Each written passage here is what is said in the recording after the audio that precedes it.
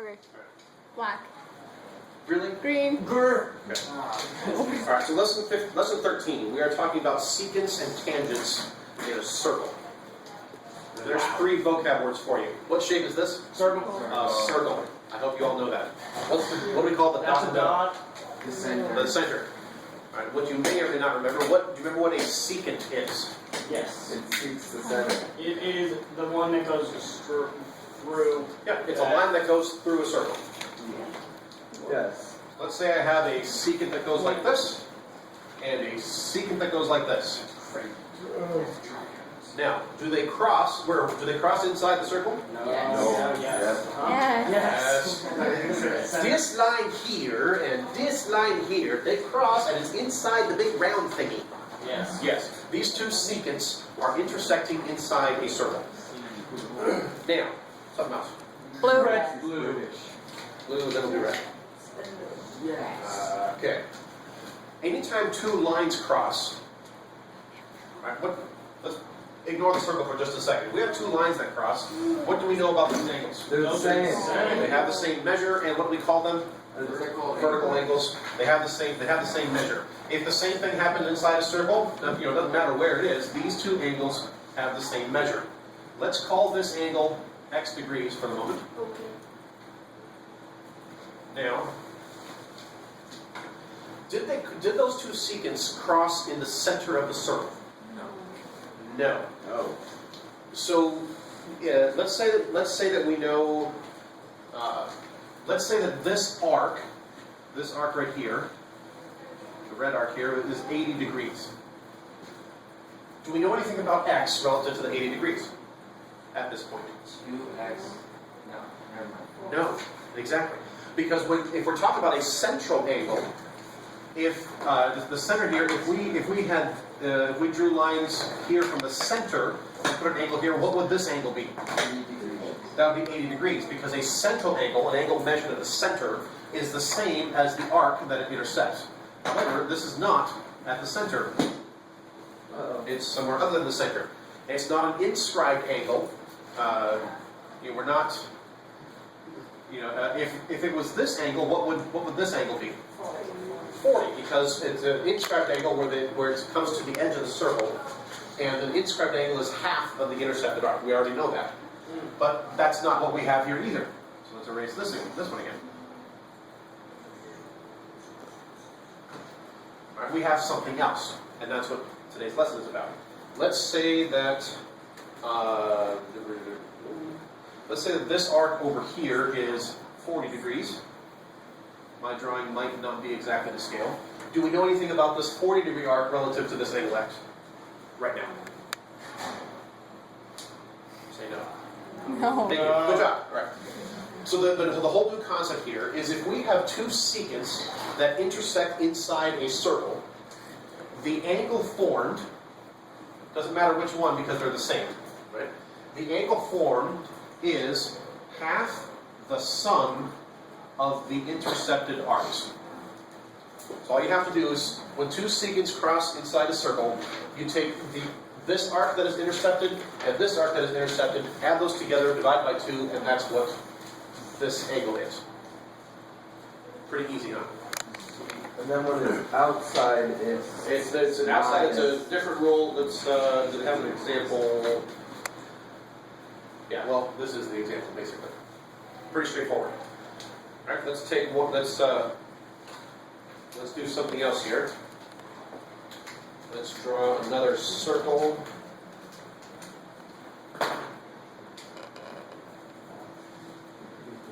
Now, I'm not going to draw the center because it doesn't really matter. The whole point of this is that it's not the center.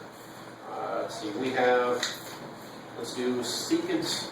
We have secant in green. Purple. Okay, we'll do, yes.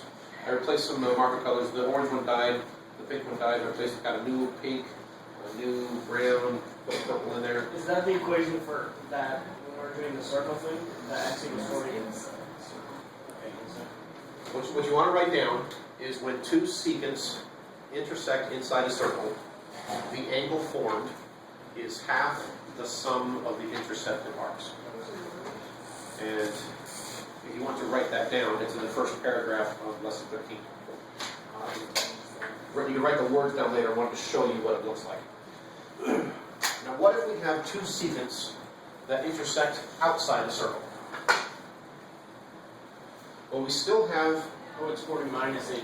we still have, anytime two lines intersect, there's still an angle formed. Let's call this x degrees. But what's going to happen, and there's still two arcs that are intersected. Obviously my drawing is not to scale, but let's pretend for a second that this intersected arc is 40 degrees and this intersected arc is 80 degrees. This is not going to be this, you can just tell, this is not going to be the same angle as the other one. Yeah, except my drawings are horrible. Sorry. When two secants intersect outside a circle, it's almost the same thing. The angle formed is half, except now it's the difference of the intersected arcs. You take the larger one minus the smaller one, and then divide that by 2, and that's what your angle is.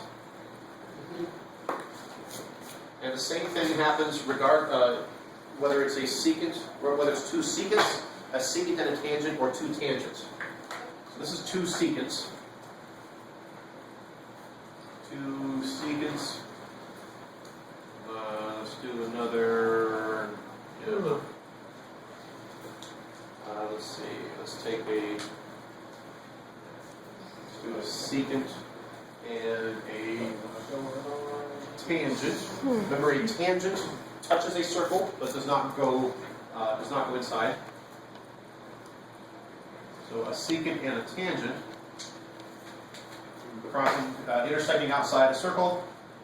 You still have x degrees there. Let's say that this arc is 60 degrees. Let's say that this arc over here is 120 degrees. It's the same relationship. It's still the angle formed is half the difference of the intersected arcs, larger one minus the smaller one. That is a horrible circle, but oh well.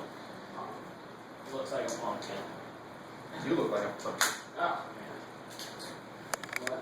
That's a problem. You're welcome. Okay. Let's try this again.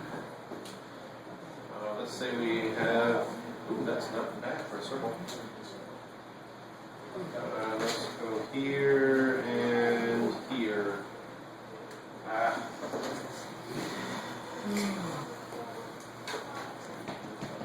Give myself a little bit more room. So, all right, let's say, so we have an angle formed here, call it x degrees. And now when we have two tangents, when we have two tangents, but notice, by the way, when we have two secants, we've got this intersected arc, we still have an arc out here, and we have an arc out here.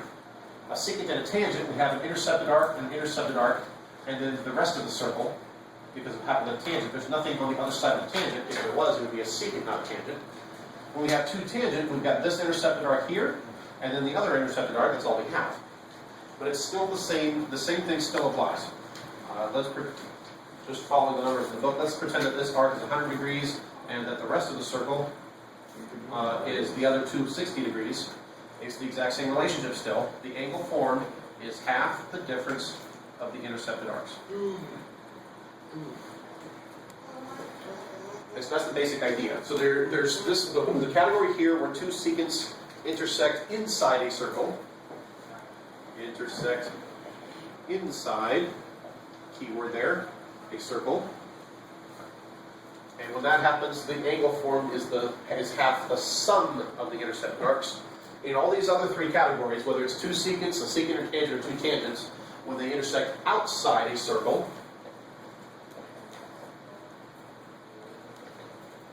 when it's outside the circle that they intersect, the angle formed is half the difference of the intersected arcs.